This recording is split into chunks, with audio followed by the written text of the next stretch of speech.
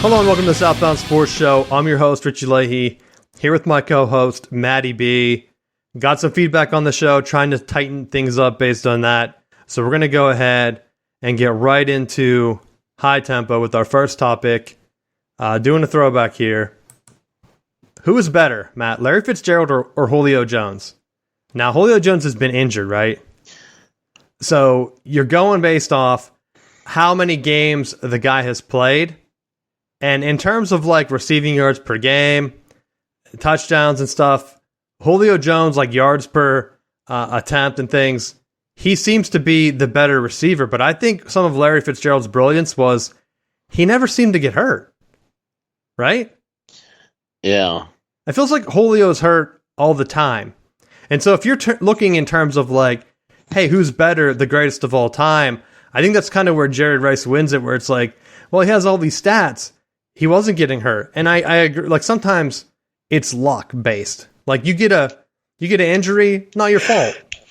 It's not your fault at all. So I really can't count that out like as a strike against him. But in terms of like longevity, some of that matters. Like if Tom Brady had only played half the years, because then he have like 3 Super Bowl wins when that knee injury hit. Like if he never came back from that, would people look at him differently? Most likely, yeah. Yeah. You'd still hear about like, well, Joe Montana has 4, and I think he didn't have Montana's record at that point, but maybe I'm wrong. But like, you're still going to be compared against other guys that have more stats than you. And to me, I kind of like Larry better. Who would be your pick? I think I would go with Fitzgerald, but part of it was because of just the all-round game. Like he was a blocker. His catching was phenomenal. And I think a big part of it was that he stayed healthy. He was on the field. And for as good as Julio is, like I think he's almost uncoverable as a receiver. But it doesn't do you any good when he sneezes and he's out 6 weeks. So, you know, I think there is something to be said about actually being on the field. That's where I'm going with it too. Like Julio is a beast. I know you love him. I thought you were going to pick him. Well, he did get me a ring, but you bring up your point about Jerry Rice, and I think there's also that aspect that how many receivers can say they went from Hall of Fame quarterback to Hall of Fame quarterback. Like that's very rare that they don't have that drop off to like crappy quarterback play. And that's something too that as a receiver, like look at what the Lions have been through. They have Megatron. Like, what are they going to do? He just kind of gives up. Like, could he have kept playing? Right? Maybe he would have had better stats if he had a different system, a franchise that actually was winning games. Maybe he would have kept playing. Barry Sanders the same way. It's funny you say that because that was the first receiver that I was off the top of my head was thinking of as well. Well, that franchise ruined 2 guys, Barry Sanders and him. So it's like, at some point, shouldn't you take a look at yourself? But I don't want to talk about the Lions here. So the reason I picked Larry is kind of the same reason you had. And plus, I saw a stat where he had a ridiculous amount of catches with no drops. And to me, that's saying something like being a reliable receiver where they know you're going to play. Some of it, I know, like I said, injuries are kind of bad luck. So what are you going to do? But in terms of that, staying healthy is also a thing that the reliability of just playing. Some players seem to have it where some are just snake bitten. I don't know why. Larry wasn't one of those guys. If I was picking as a franchise guy, I think you have to take that into account. And I think the Hall of Fame does that as well. Both guys probably will be in the Hall of Fame, and both deservedly. So let us know who your favorite is in the comments. All right. Sticking with that, you're talking about quarterbacks with Julio, Matt Ryan. I'm going to get into him here in a second because I think he's starting a trend here where we have, I'm going to put it up, washed up quarterbacks. Because I think for the first time, we're seeing the end of quarterbacks that have seemed like they've been there for like the last decade, right? We've lost a lot of quarterbacks. Phillip Rivers, Ben Roethlisberger, my personal favorite, Eli Manning, Peyton Manning. He left a while ago, but now you're looking at, I forgot to put him in the list, but like Russell Wilson, Matt Ryan, Matt Stafford could also be going down. Tom Brady, we don't know what's going on with his team, right? Apparently Brady he's ready to go now that he got all that divorce stuff out of the way. I told you. Now he has to win, right? Because he wants her to look bad. Because if he wins, like, it's awesome. He can brag about it and be like, "Yeah, you should never have left me." If she leaves him and he like is losing, and he's like that guy that like is just hanging on. When she's like, "Why didn't you just come home to the family? It's over." But now he has to prove it to her, right? Now he's Rocky Balboa. Nothing is over. Yeah, because that is like a Rocky movie, isn't it? Was that like number 3 where he had that head injury? He had to come back. His wife's like, "Just quit, Rocky." He's like, "No, I have to do it. I have to do it." Then he gets into the Russian the next movie. Like, that's what Tom Brady will be doing. Next thing I know, he'll be playing in like the Canadian Football League and winning a championship there. And people will be like, "Just quit. What are you doing? Why are you playing there?" Like, didn't Doug Flutie do that? Wouldn't that be funny if he won a Canadian Football League championship? Oh my God. You didn't think of that, did you? Matt, because if the NFL says like, "No, Tom, you have to quit," Fox has a like contract with him where he has all kind of money. The end zone's like 20 yards up in Canada. His arm would never last that long. Well, let's look at my thing here for Matt Ryan. Let's take a look at this topic. I gotta see which one we're on. So the Colts are a mess right now, and looking at like Matt Ryan, I was thinking, well, he has to be like losing it. I saw a random passing chart from one of the games before he was benched, where he's throwing and connecting on a decent amount of deep balls over 10 yards, right? 2 for touchdowns. And he went like 42 for 58. When you're old and they're having you throw 58 times, right, against the Jaguars, like, why are you throwing that much? Number one. And number two, I know you're doing it well, but that's not going to hold up. It's kind of like the old running back thing where you can kind of look at, in college, it's the same for college and the NFL. If you're looking at running backs that have high production and you look at like their stat line, if they have a ton more carries than the next running back, you can almost guarantee that those are going to start to like even out. Because once you get so many hits on you, you're done. Quarterbacks are the same way. You saw it with Ben Roethlisberger where, hey, we're going to go pass heavy. As he got older, like, it made no sense. Like, he had success being young without throwing the ball. Matt Ryan, you're throwing 58 times a game. What's wrong with you? Hand the ball off. I don't get it. Like, you had Hines, like, now he's with the Bills or whatever. So they fire Frank Reich. He's out at Indy. And it makes me wonder, like... Is he the next head coach of the Pittsburgh Steelers? Why? You think they're going to get rid of Tomlin? Where's the next win coming from? Oh, and maybe you're right. I don't know if they can do that. It comes with, do you stick with the same coach for a rebuild? That's kind of like what the Colts were doing. Haven't they had a couple of coaching changes? Like, I just don't see how making a change after you brought in Matt Ryan, because it worked with Phillip Rivers, right? They made the run. It's like you're the team where old quarterbacks come for one last hurrah. Well, the Colts named Jeff Saturday the interim coach. Was he on the staff with the Colts? I don't know. You're asking the hard-hitting questions I have no idea on. Because I know he was doing like some high school stuff, but I wasn't sure if he was on the staff. I don't know if that would be like I'm assuming at this point it doesn't violate the Rooney Rule or anything. I know where you're going with this. You're wondering how he got the call up from high school coach, right? Yes, that's exactly the direction. Because if Tomlin goes, I mean, I pretty much have my bags packed. Are you just going to be hanging out down in Pittsburgh, or where are you going? I'm willing. I'm willing to be like Tom Brady. I'm willing to put my marriage on the line, coach the Steelers. You should just go to Hawaii and coach there. It seems nice. All the recruits are right in town. It's not like people are good at you're getting recruits from out of state, right? And then you can just throw the ball and do whatever you want. That's what Matt Ryan needs to do. If he's throwing 58 times a game, Matt, you're not going to hold up at that age. You're just not. So my question is, Matt Ryan, is he done? I don't think he's done. You don't think so? Because I'm looking back at our thing here, what we had Matt Ryan, because he had playoff issues, right?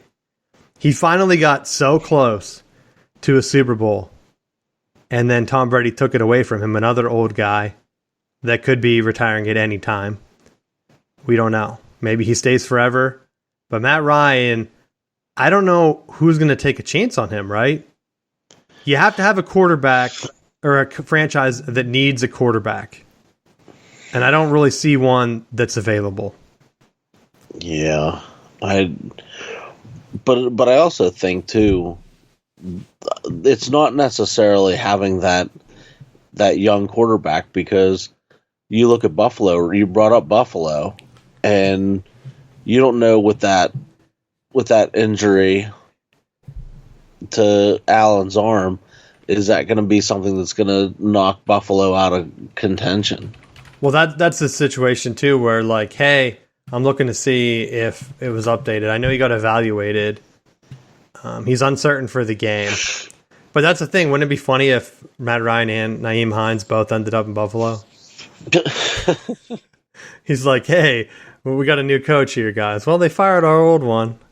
Really wasn't working out, right? So that's the one thing where you have the thing. What about Trubisky, though? Why not make a move to get him back? Wasn't he already there learning?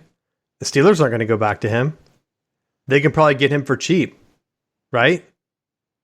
I would think. Maybe, or how's he playing? I don't even know. I wasn't watching that close. Where's the Steelers at? I need to go back to the games because I'm losing my mind with what games I've been watching. Steelers are 2-6, and they're coming back off a bye, right? So did he play last game? I feel like everybody played last game. It was like an AYSO game. No, it was mainly Pickett. That's right. So Trubisky must have got in the last one. I just don't see how they go back to him. So the Bills could make a move, right? Why not make a move and see what happens from there? But I don't know. I just want to see some of these old quarterbacks in the NFL. To me, it's really turning a new chapter over, because you're looking at, hey, we're going to attract all these young quarterbacks that are throwing the ball, and you're bringing in guys they're hyping up CJ Stroud, which I know we're going to talk about when we get to the Pro Football Focus stuff. But a lot of these guys are system quarterbacks. I don't know why they don't say that anymore, right?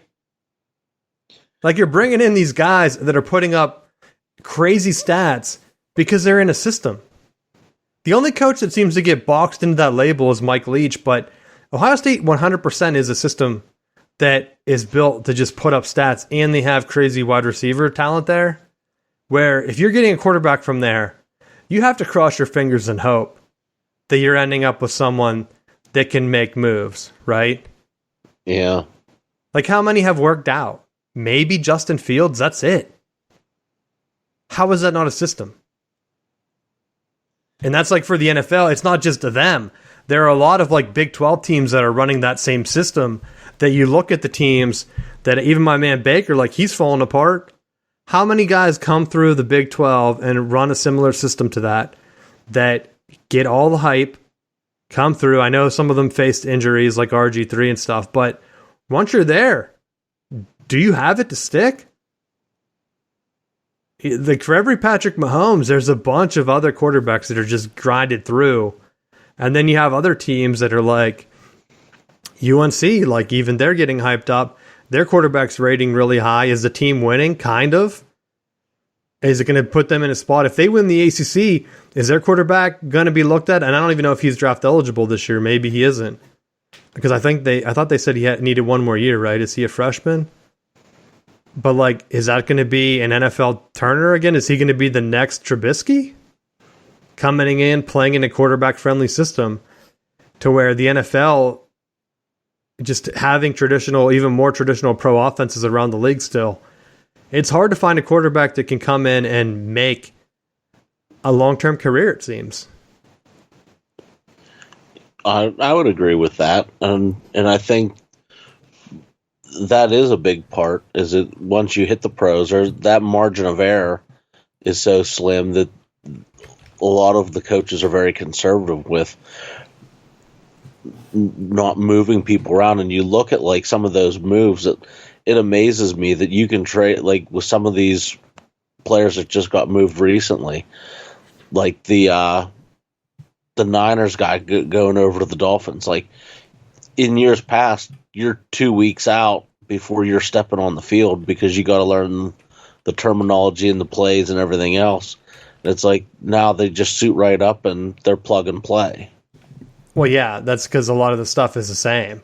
But like looking in terms of like quarterbacks coming in, you're not seeing quarterbacks stay long term from like big time programs that are putting up big time numbers, because I think when you're in college throwing to like talented wide receivers, you have to have the talent to like in the NFL yourself. You can't rely on others really because it's pretty even up. Like Tom Brady went to Michigan, they played the pro style system. He's been in the NFL forever. But like Ben Roethlisberger, Miami, Ohio. Aaron Rodgers played at Cal. A lot of people, good quarterbacks from there. Yeah. Is Cal a top program that a lot of recruits go to? Hell no. Like Josh Allen, Wyoming.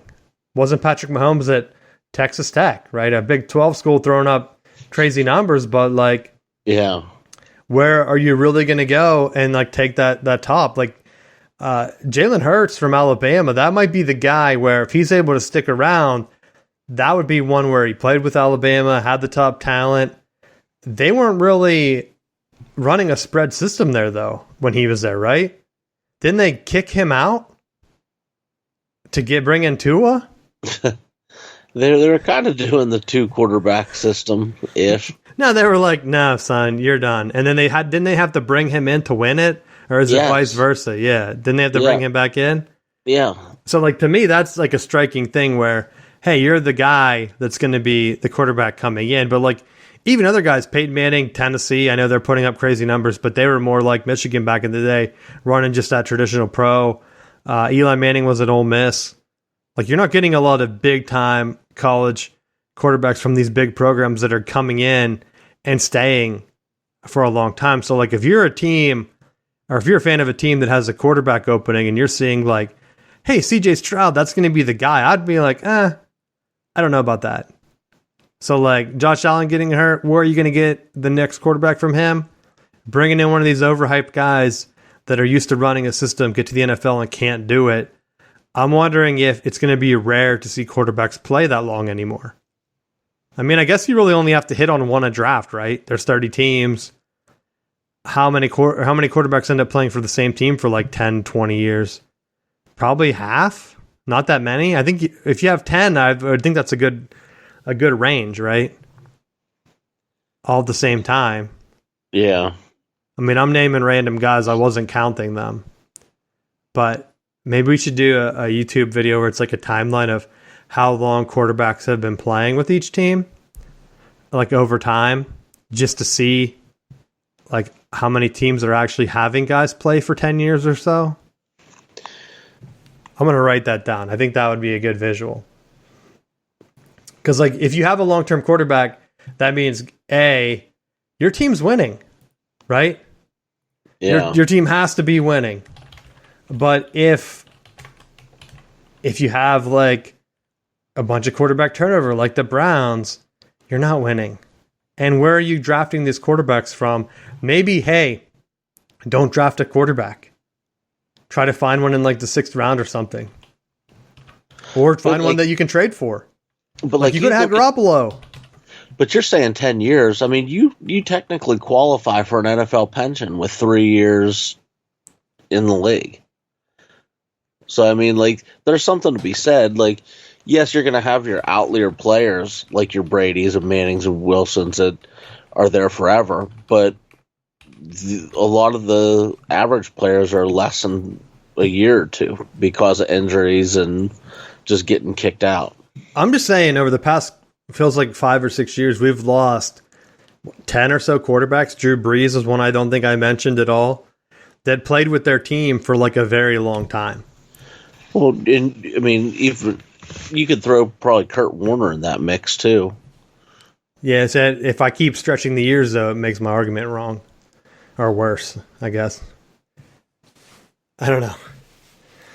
But that's my main thing. I wonder, like, can teams find quarterbacks that kind of fit their system, right? Because it has to fit the system, and they have to stay healthy, and they have to, like, be there for a long time. Because, like, at a certain point, Lamar Jackson will probably be there for 10 years or so. Will he have won everything? Anything? Has he even won a playoff game yet? I can't remember if he got one last year or not. Like, at that point, does it matter?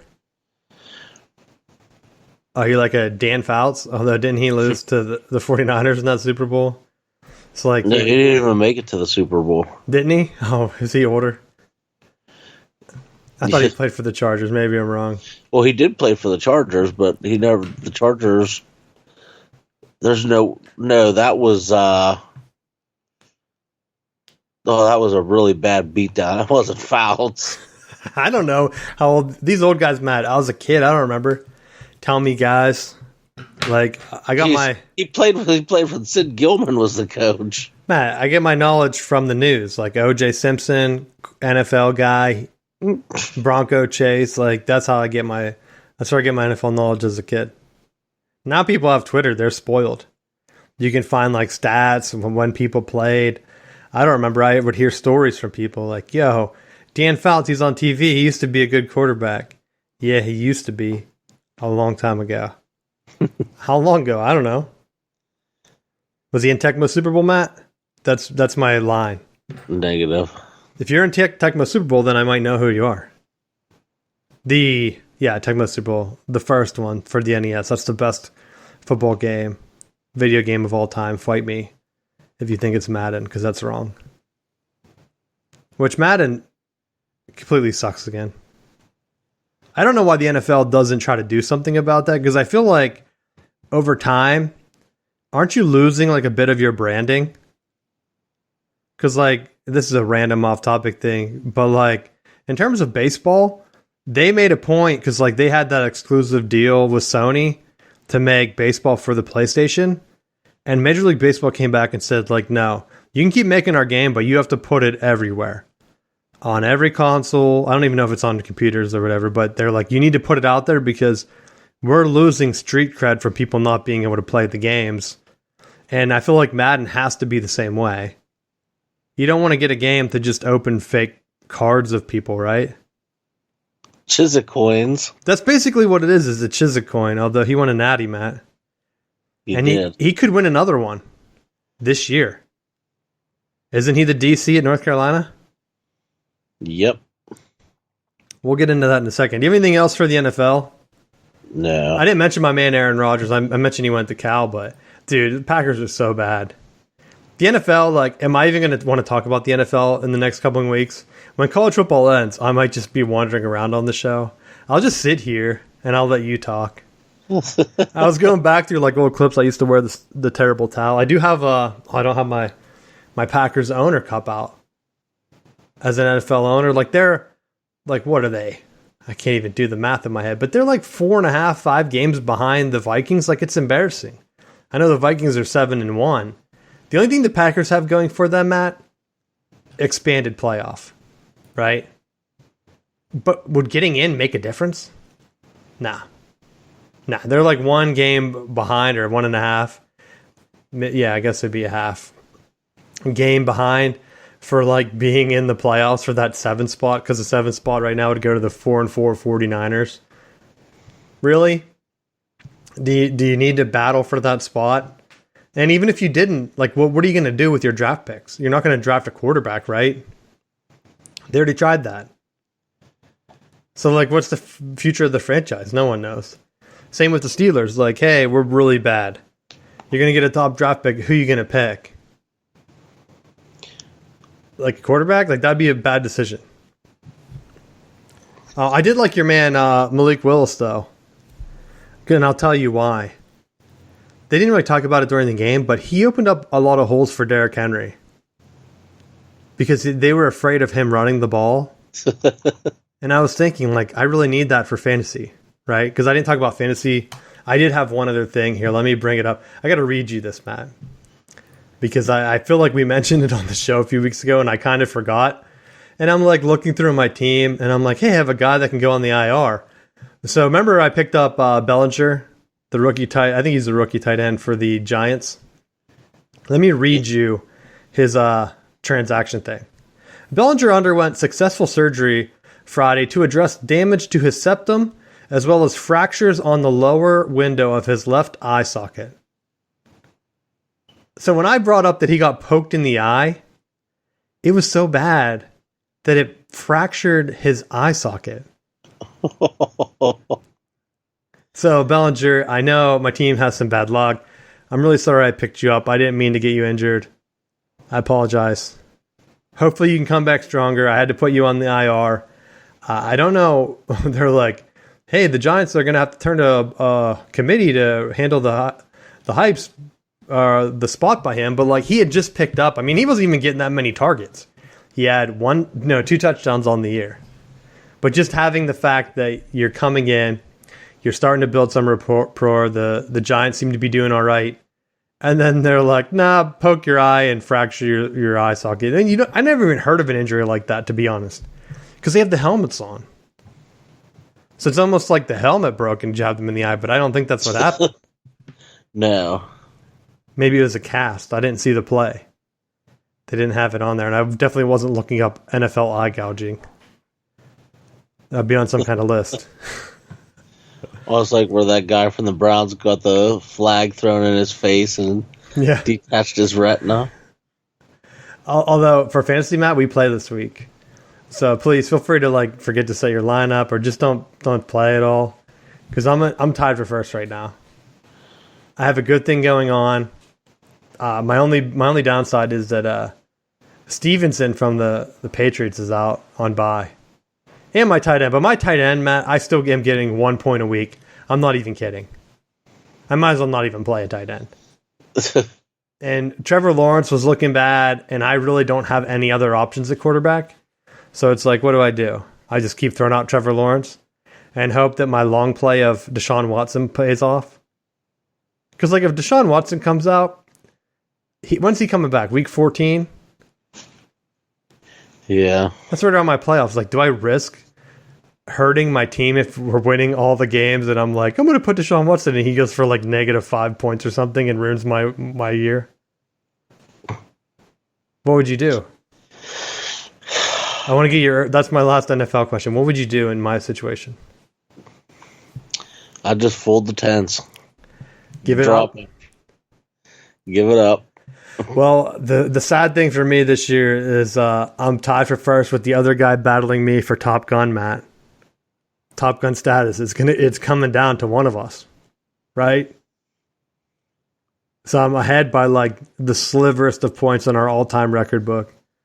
And I thought, wow, I'm going to have a good year. This is going to be great. I'll kind of pull ahead a bit. Like, nope. If he wins the division title or I guess the regular season crown or the playoffs, it'll be knocking me out of Top Gun spot. So I need some people to step up, help me out.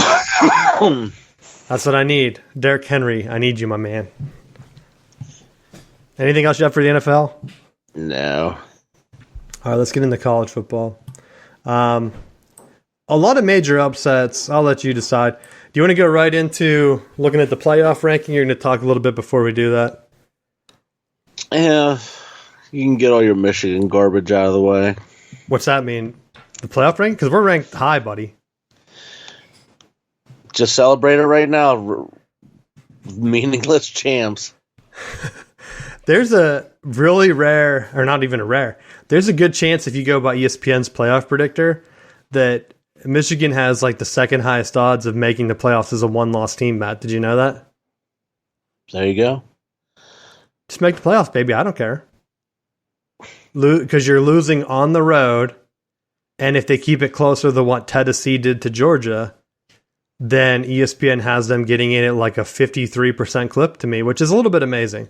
So let's go ahead. We'll look at the playoff rankings. We'll talk a little bit about that, and I want to get your thoughts on Florida State making it in. All right, we got the second week college football playoff rankings. No really big surprise at the top here. You have Georgia number 1, Ohio State number 2, Michigan number 3, TCU number 4. After that, you got a little bit of a crapshoot. I'm surprised that LSU is as high as it is, Matt.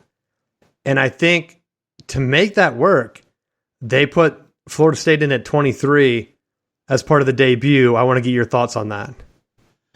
I mean, to me, if you're not within that top 5, you're wasting your time being in that ranking, because you get you're getting a participation trophy. Like there's nothing else. Ooh, like right now they're ranked at 23, but I felt like they should have been ranked earlier. They hit that 3-game skid, and it was like they fell so far out. And what's frustrating to me is that you have an LSU team that lost to Florida State earlier in the year, like had some other losses, and now it's like because of playing in the SEC, it's like immediately jump up to like 19 and then jump up to 12 and jump up to like they leap and bound so fast up. And I mean, look at Texas A&M. They lost however many games in a row. It was like they were still in that top 25 contention with 4 or 5 losses. It's like, how many losses do you need before they're finally like, all right, you're mathematically done now. That's why I'm surprised Clemson is ahead of Mississippi or Ole Miss, because I think Ole Miss should be 9. I think does Bama have 1 or 2 losses? They have 2, right? They have 2. So that means they should be like further down. They shouldn't be in the conversation. They should be they should be around what Penn State is. Penn State has 2 losses. I think Utah does too. So they should be around 13. I think Ole Miss should be 9. I would have UCLA above Clemson. Clemson doesn't look impressive to me, right? But see, I'll say this right off the top.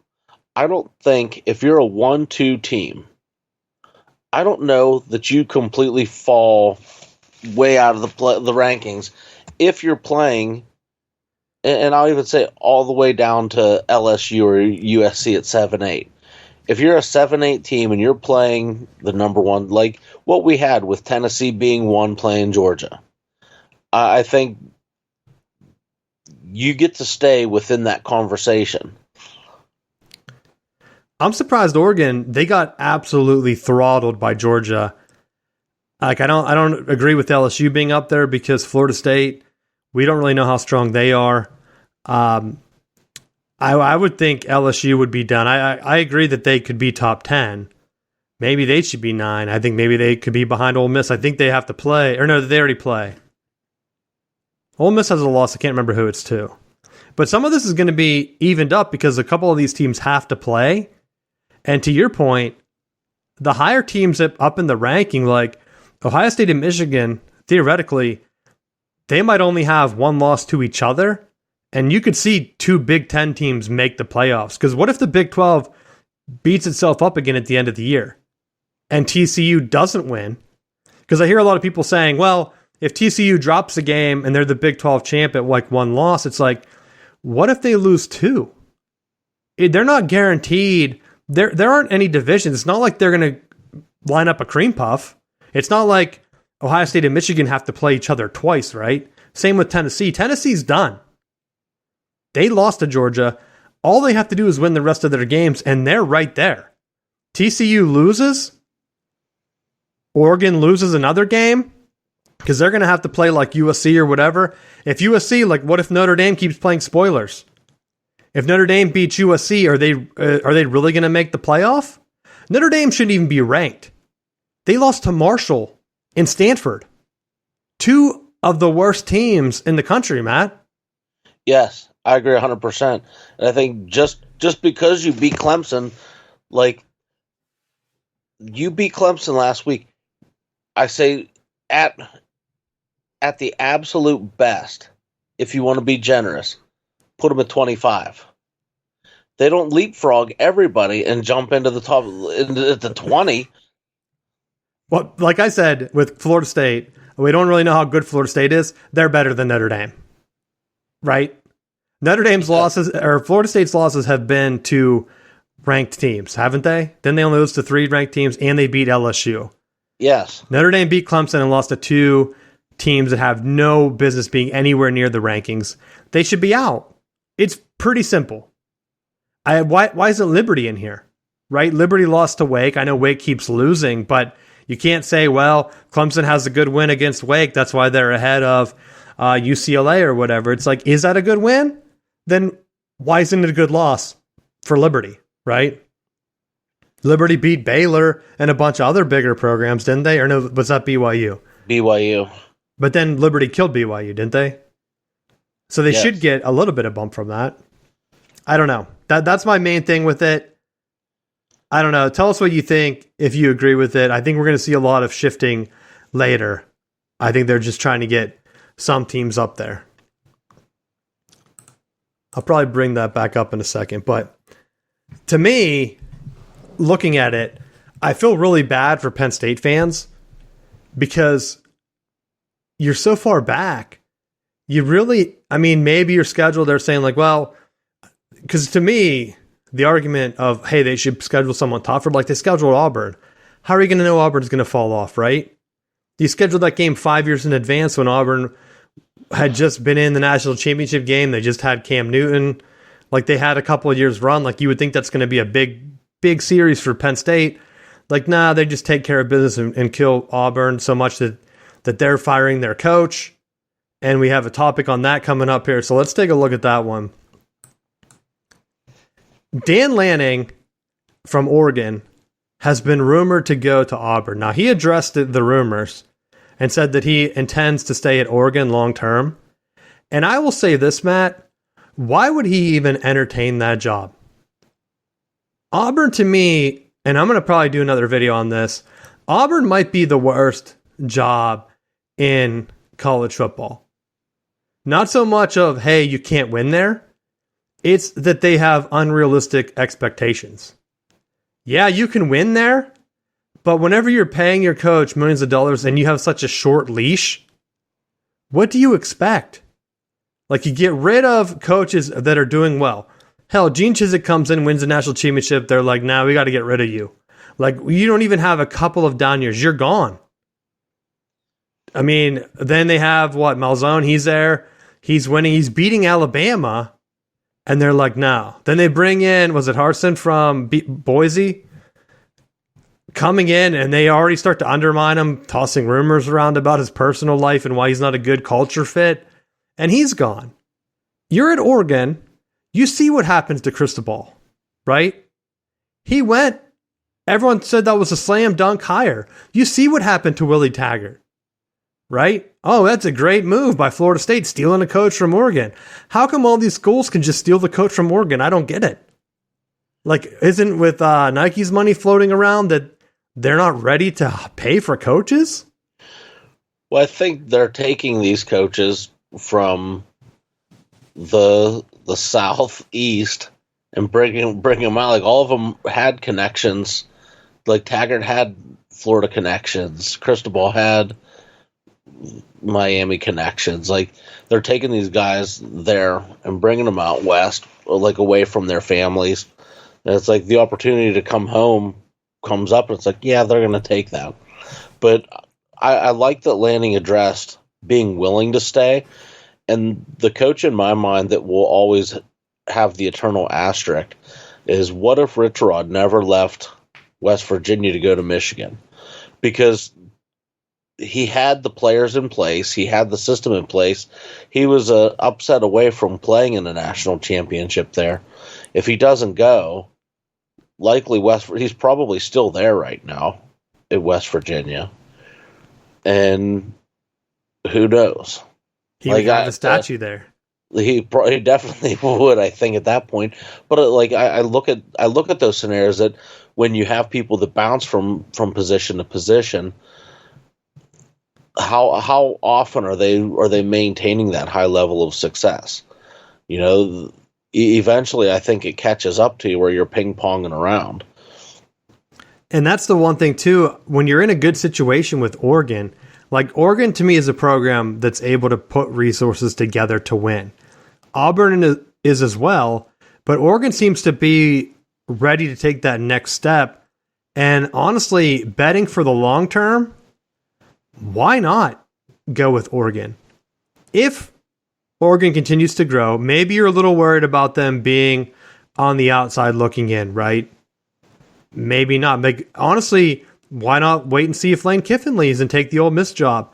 They're willing to pay. They're willing to have good records if you want to coach in the SEC. But Texas and Oklahoma are joining the SEC soon. It's going to be even harder for Auburn to go and win. Plus, you don't know what the divisions are going to look like. If they do like some weird split division and have a crossover game with Alabama, guess what? You're screwed.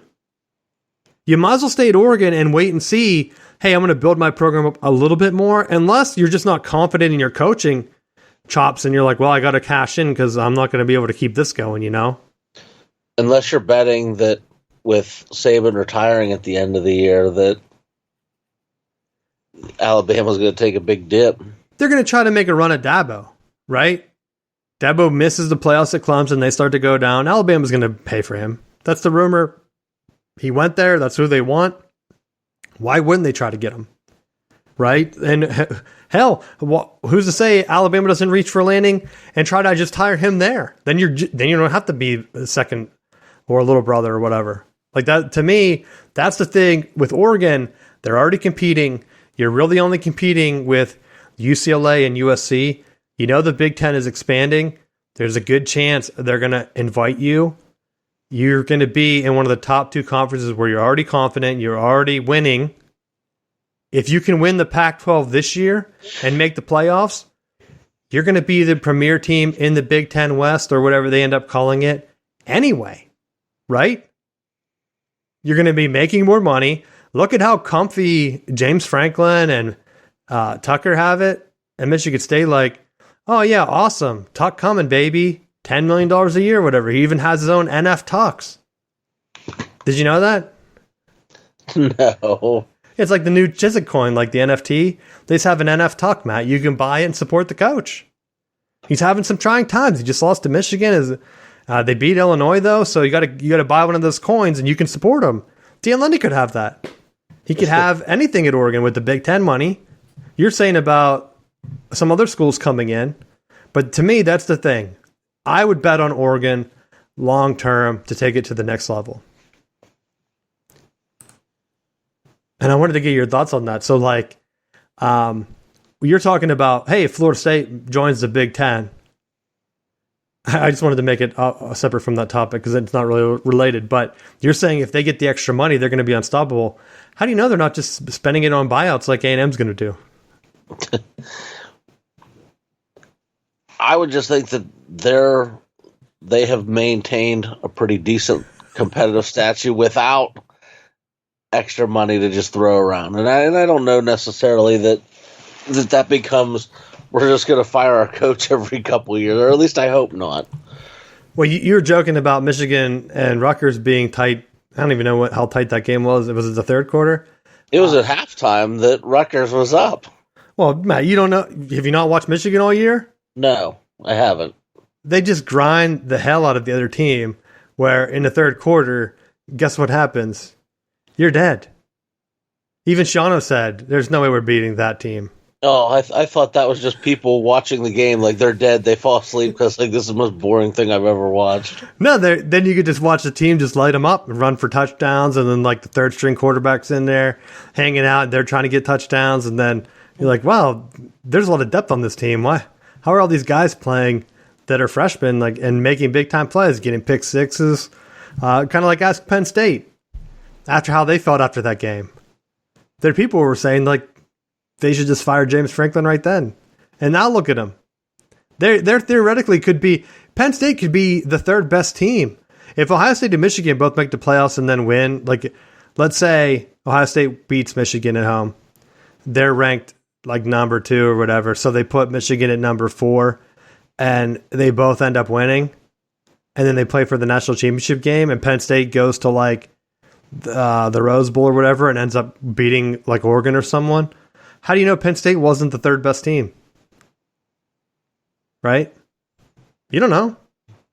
You don't know. If you only lose to the top 2 teams, and that's what the SEC thing is coming back to. If Georgia is the best, which Georgia is the best, let's say that on the line, I don't want Michigan to play them in the first round. Right?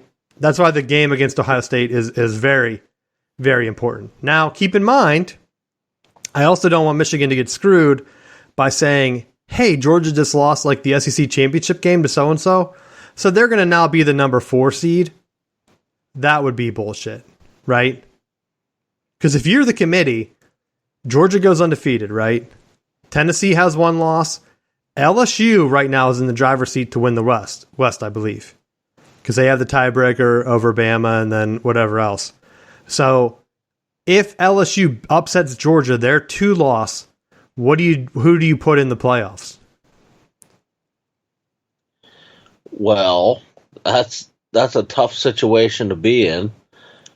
I would have always said that I think your conference champion gets precedence. So, but they lost to a bum Florida State team. But they won the powerful SEC, so therefore, Florida State's SEC champs is what you're saying. And you would buy that T-shirt if I made that.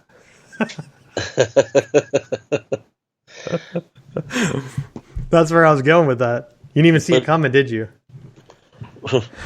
But I think like that's the direction it goes in. Where if that truly does end up being the case, I think you'll get the whiny Kirby Smart that plays the Saban card where it's like, well, we were undefeated. We only lost 1 game. We should be. No other team wants to play us in the playoffs. And going back to that whole point you're making about Penn State, I think for them to really gain any kind of traction, I don't care if they play FCS or Division II or Division III schools every week. I think they just have to go if they want to be taken seriously and move into the ranks more, they have to just absolutely destroy people. They got to go on like an Urban Meyer-esque 85-0 beatdown over the next couple of years. Be like, well, they're just blowing everyone out of the water. Like you don't play the Jopa card and win 9-6 over Iowa. Like you got to throttle them by 80, and it's like, well, this is a good team because look at how bad they're blowing all these people out. Well, it's funny you say that because that's what Michigan's been doing, but because they come out and they're really conservative and all they do is the games are almost comical at this point where Michigan will just run the ball I'm not even joking 9 times in a row, and even if it's you'll get a 4th and 1 against Rutgers, they're just going to run it the same exact play 3 times in a row, and eventually they're going to wear you down. And they scored 2 touchdowns like that. So people watching the game are probably if you never watched any Michigan game, which was on the Big Ten Network, so let's be honest, no one was watching it. They just see the halftime score and they're like, oh, wow, what a joke, right? And then they come in and it's oh, what's the final? 52-17? Oh, okay. Well, I mean, that was the funny thing with it is I had no idea what was going on with that Michigan game, and I couldn't have cared less, to be honest. But they show the highlight, and they're like, Rutgers scores a go-ahead touchdown. I'm like, what the hell's going on? It's like Rutgers up at the half. Well, the thing that did scare me is to get the lead, they blocked a punt and returned it for a touchdown. And I was thinking, damn, they can get away with that at Rutgers, but what if Ohio State blocks a kick, right? You can't be giving them free touchdowns. That's what, I watch Iowa play Ohio State, and the first pass is interception right to the dude. And I'm like, Iowa, what are you doing? You can't just give. Penn State did the same thing. They're turning the ball over. I'm like, what are you doing, guys? Do you not know you can't just give them free touchdowns? You have to play your best to beat the best. And that's where even Penn State's struggling. Penn State got the pick 6 against Michigan too, where it's that's what scared me too. Like, you can't give Penn State an extra chance, and then you still annihilate them. I think Michigan's closest game has been Maryland, and they scored a garbage touchdown at the end. And then they tried to get the onside kick to throw Hail Mary, but it didn't work. And so they lost by 7. That's the closest game Michigan's been in all year. Every other game has been Iowa's 2 touchdowns. Every other game is more than that. I think they said that Michigan's outscoring teams more than Ohio State is. And if you look at like the ball control and like that type of thing, all the stats have Michigan being in like more control of the offense. Now, Ohio State has higher numbers because of the passing. But as you saw against Northwestern, if you can't pass, like, what do you do with that team? I'm not surprised that Ohio State's number 2. I would have had them at number 1 for a bit. I think Notre Dame winning helps them because they do have a win over them.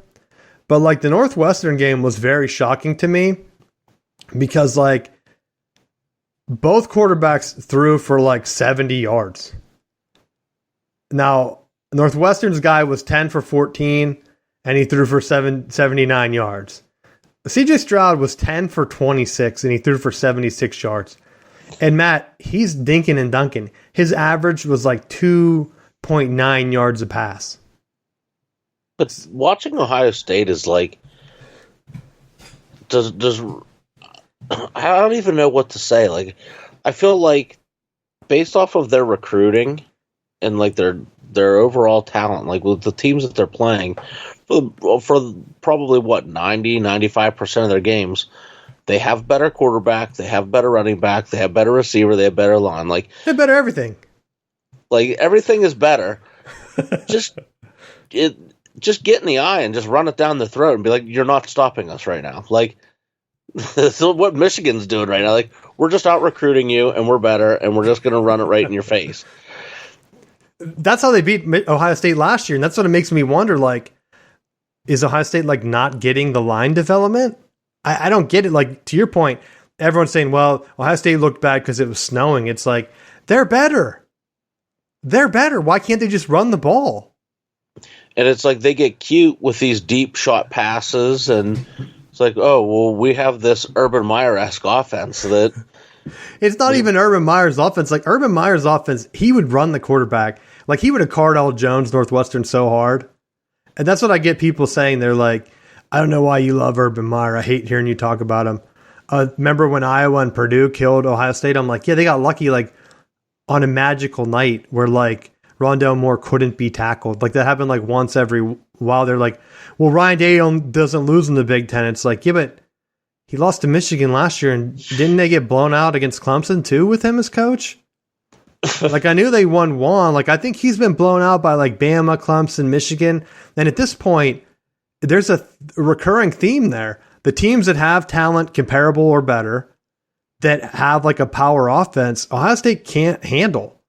And what's scaring me as like a Big Ten guy, when Northwestern's able to handle you, how's that going to look for like the conference going forward? If you're the rep in the playoffs, say you beat Michigan on the road, you're the playoff rep, and then you play Tennessee and they just boat race you.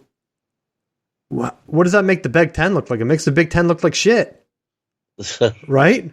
So I'm kind of waiting for the expanded playoff. I think the Big Ten, even with an expanded Big Ten, I think the expanded playoff is going to be better. I hear people say like, well, the SEC is going to get all these teams in.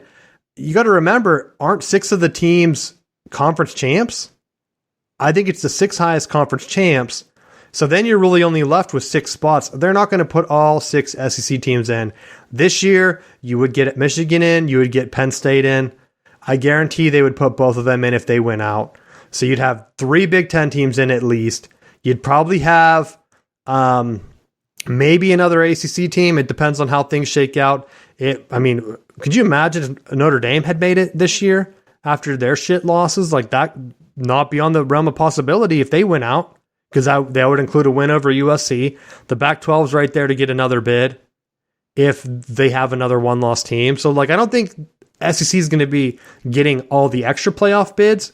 And guess what? If these conferences then beat the SEC teams, then the next year people they're going to forget about the SEC being a powerhouse Because if you're getting upset all the time, like look at college basketball, like the Big Ten, people don't want the Big Ten to have teams in if only Michigan's making a run. Like they say, like only Michigan's been winning. Why would we put Purdue as a 4 seed this year? They're just going to lose and embarrass themselves. And I can't argue with that, right? I think it was it Boeheim or what's the Syracuse coach? I think he just mentioned that again. Like, yeah, the ACC was the best conference. Look at all the playoff or look at all the tournament wins compared to like the Big Ten. It's like, yeah, take some shots because the Big Ten teams, there's no reason why they should have more talent and they can't beat Loyola Chicago in the tournament. There's no reason why they can't beat them. Like, there's no reason why Michigan should be the only team winning playoff games in college basketball. And I'm wondering going forward in the expanded playoff, if Harbaugh stays there and they keep building this power offense, watch Michigan be the only team that ever wins a playoff game in college football too. Because I think if you have the talent like Ohio State does, if you're struggling against 1-7 Northwestern, like Northwestern was nowhere near being good. They've had injuries. They couldn't stop them running.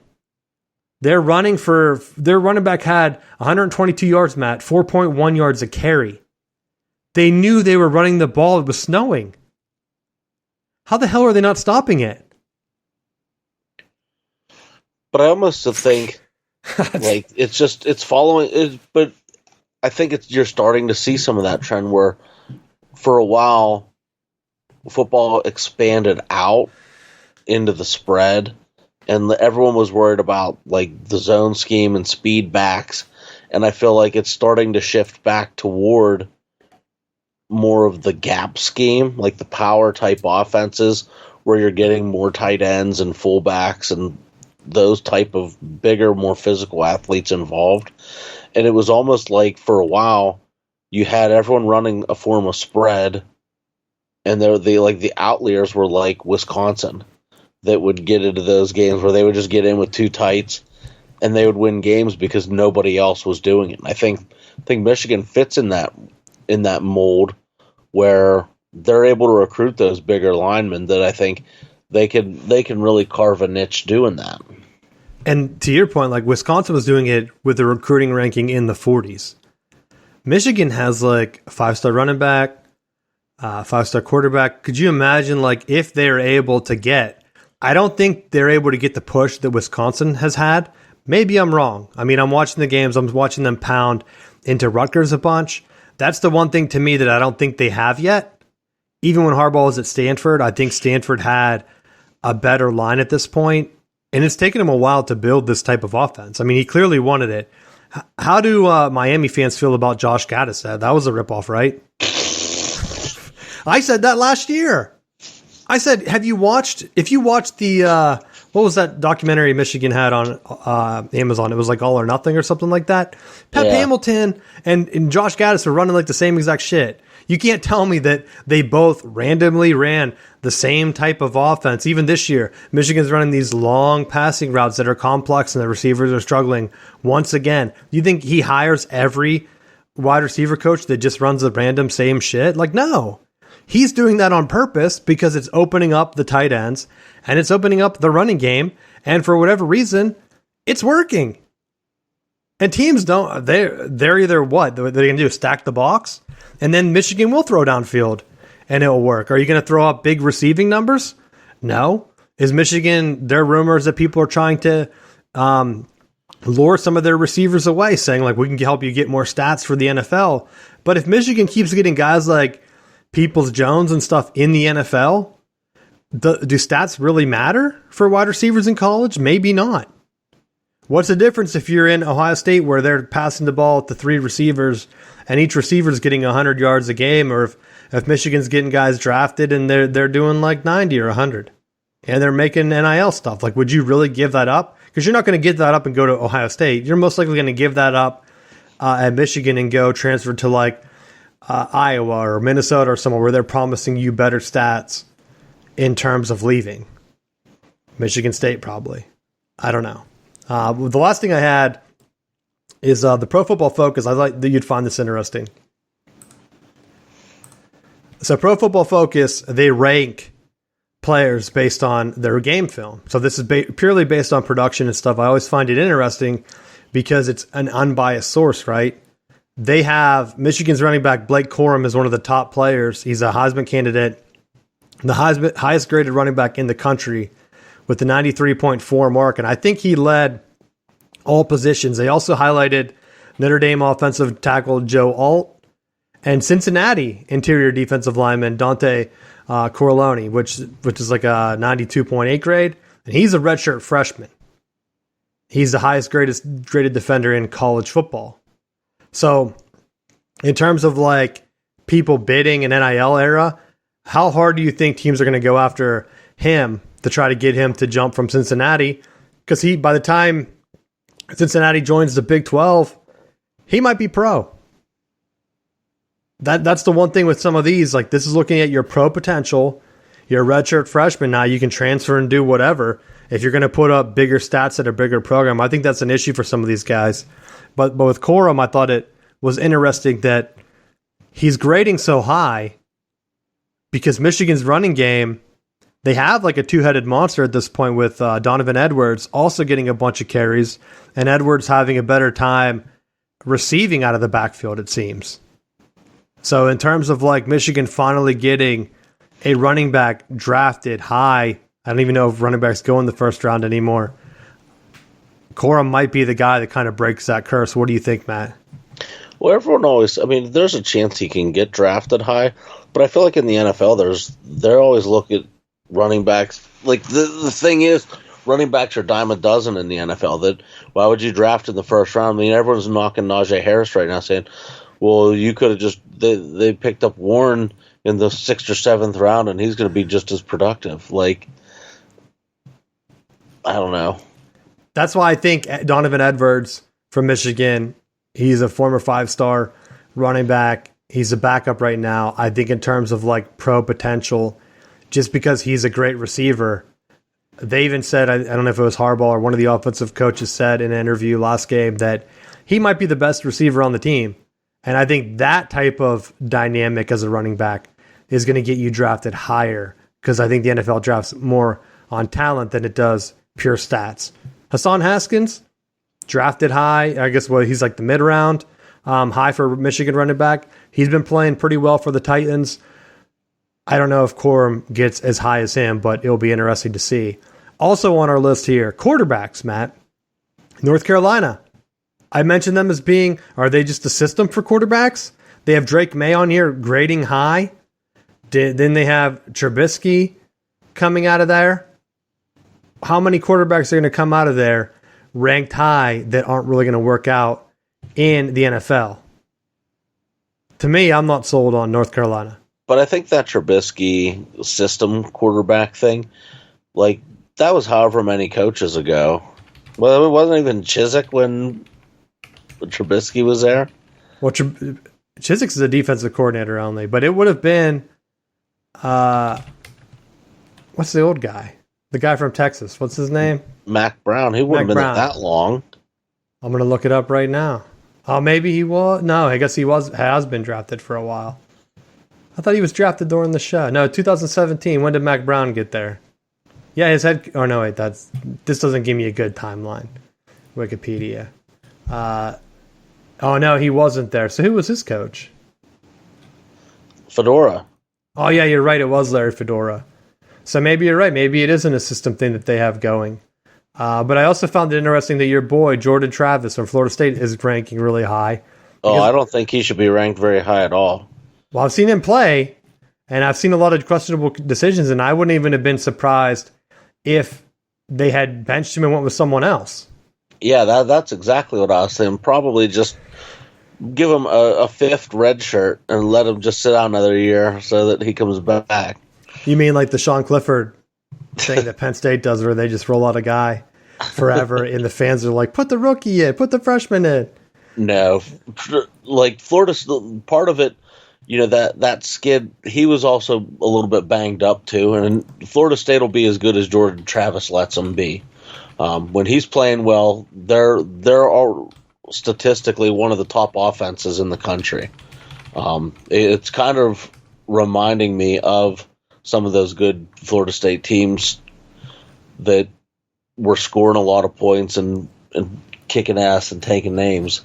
But they'll only be as successful as Travis takes them, because his decision making, for the most part, is good. I think there's times where right now he gets ahead of himself and tries to do a little bit too much. Like, he did end up throwing 1 or 2 interceptions against Miami that were like trying to make plays happen instead of just taking what they were given in front. But he played out of his mind Saturday night. And I was getting a little confused. Sam Howell's the other quarterback that I'm thinking of that just got drafted from there. Yes. I don't know why the hell I'm thinking Trubisky. It's getting too late. Getting too late for me. But we don't know enough on him to know if this is going to be just a system thing where North Carolina is putting quarterbacks in the NFL consistently. Plus, Mac Brown is super old. So is he even going to be coaching for much longer? He's 71. That's kind of around what Nick Saban is, right? So who do you think retires first, Mac Brown or Nick Saban? Saban. Maybe you're right. Maybe Mac Brown hangs on unless he goes out on top with the national championship this year. Because that's my thing. Let's get into like the final bell. So I'm going to bring up actually the college football thing again. Where's that playoff ranking? Alabama, I think they're done. I don't think they have a path to get in, but I want to see some new teams make the playoffs. Oregon's been there, right? Obviously, I want Michigan to be there, so we don't. I think that's ironic. TCU would get in after pushing out what's his name? Oh yeah, the guy that Patterson, since he's at Texas now. Well, Texas is on the list, Matt. I saw some people doing some crazy math to say that Texas would get in, and I'm thinking, for Texas to get in, you would have to have Tennessee lose and Michigan lose like 2 games. I know Michigan plays Illinois. I just watched Illinois lose to Michigan State, and they couldn't stop Michigan State's run, and I was thinking, how's Illinois ranked this high? That's why Illinois is on this list at 21. In 2 weeks, you might see, and I don't want to jinx it, Michigan plays not Northwestern. They play Nebraska this week, and then they play Illinois. Someone put that Michigan and Nebraska should just start a trophy game, since Michigan has a bunch of them where it's just the 1997 National Championship trophy, Matt. And then whoever wins the game can claim that they're the national champs for that year. What do you think of that? You have the Paul Bunyan trophy, the Little Brown Jug, the national championship trophy. Wouldn't that be funny? Yeah, it'd be real hilarious. It would help for branding, because every year you're winning the national championship trophy, and other recruits would see that, because you'd be young and you'd be like, I remember Michigan win the national championship trophy every year when they played Nebraska.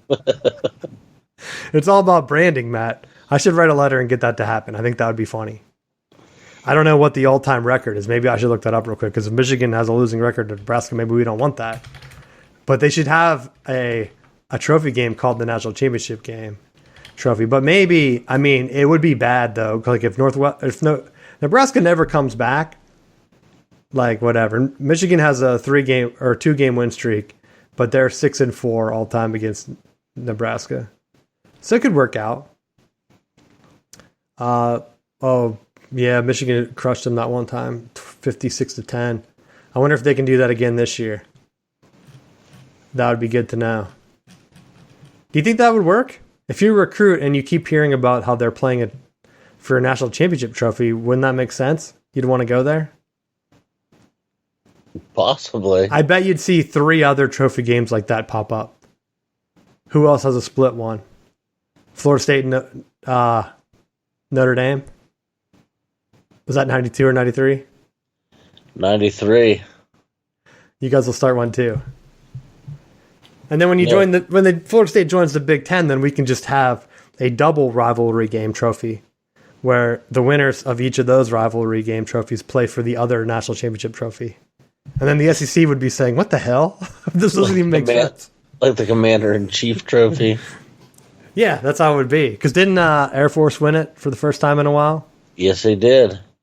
Yeah, that's what they need. They need to have their own Big Ten National Championship trophy and call it that. Because the NCAA doesn't sponsor college football, so people can call themselves National Championship, and the NCAA doesn't really care. So, like, if Liberty would have went undefeated and won their bowl game, they could have called themselves National Championship or National Champions or whatever, and no one would have batted an eye, just like UCF. Only Alabama fans or whoever teams are jealous that they're not undefeated would be mad. But this could be the first year, I'm wondering, as I look at the ranking, could you have multiple undefeated teams? Because, like, TCU could go undefeated.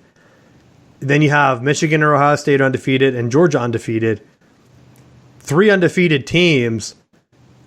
If that happens, I don't see how they put a loser in from one of the other conferences. I think at that point, if you have a one-loss conference champ, you have to go with the conference champ, I would think. Right? Because they really don't want to have a Georgia-Tennessee rematch. Georgia kind of manhandled them. You don't want to have a scenario where, like, Michigan sneaks in at that point then. But almost like, I want to say last year, Last year, Oklahoma State screwed everybody. That's what happened. But didn't Georgia lose bad to Alabama? And everyone was like, oh, if we see this rematch, Bama's going to kill them again. And then Georgia pulled the win off. No. So what happened is, if Oklahoma State would have won, I don't think Georgia would have made the playoffs. I agree with you there. Yeah. So what should have happened is Michigan should have played Cincinnati for the 2-3 game. But instead, they said that they moved Georgia up to that game to avoid a rematch. So then, unfortunately, Michigan got screwed into playing Georgia, which I think was the most talented team last year, as they proved it. So if they wanted Georgia in, they should have had the rematch with Bama. Cincinnati got screwed as well. They should have had a chance against Michigan, a new team to the playoffs, giving them a better chance. Instead, they get thrown into a game against SEC champ Bama. All that gets avoided if you have, like I'm saying, the one-loss champ. If Oklahoma State doesn't blow it, they're a one-loss conference champ. They're in over Georgia. Georgia's out. You have one-loss Bama. I think Michigan would have been number one as undefeated. Or no, they weren't undefeated. So you'd have Michigan and Bama 1-2, however they wanted to put it. And then most likely, if they wanted Bama to play Cincinnati, Cincinnati would have been 4, Michigan would have played Oklahoma State, and we would most likely have a different national champion. Might have been Bama at that point, but that's kind of what I want to see this year. If Michigan has to beat Ohio State anyway, most likely to get in. And even if they didn't, like, I wouldn't want, if Michigan loses to Ohio State and sneaks into the playoffs, they're going to play Georgia again and probably get killed. Like, why would you want that? So I'd want Michigan to win, Georgia to win out. I think that should happen. If Georgia chokes, then shit hits the fan, because I don't know how they even it out. But that's my thoughts for the final bell. I think it's going to be very, very interesting. It's a bummer that, like, a team like Florida State or like NC State are theoretically already out of it because they can't win the ACC, where I think Wake really screwed them. Or I guess just beat Clemson, right? Bottom line is win. Just win your games. Florida State's been in the playoffs, though. So is Washington. So, like, I want to see new blood. Oregon's already been in. USC and UCLA haven't been there. I'd rather see UCLA make it. Everyone knows Lincoln Riley has been there, right? We really don't need USC getting into the Big Ten and doing whatever. Because honestly, I think, and I'm going to go out on a limb here, this is my last conspiracy, I think USC getting into the Big Ten is better for Michigan's chances of making more playoffs, because even if Michigan loses to Ohio State, and this goes for Penn State as well, and Ohio State gets into the Big Ten championship game, they might not win it every year anymore, right? So them getting another loss might bump up Penn State or Michigan into a position where they're ahead of them. Because, like, hell, remember Penn State winning the Big Ten, didn't even make the playoffs. They should have made it. Ohio State gets in over them. If you have another tough crossover game like USC and UCLA, if Michigan or if the Big Ten can get in Oregon and Washington, then I think things start to balance out a little bit more, because the way the schedules are made, like, they're not very favorable to like Michigan right now because of the stupid Michigan State rivalry. Too many rivalries. That's the issue. Teams like Ohio State, they really don't have rivals, so they have one. They focus on it all year, just like Michigan State. And then when they lose, they fight the dudes in the tunnel. But that's all I have. You have anything else? No. All right. Thanks for listening, and we will see you next week.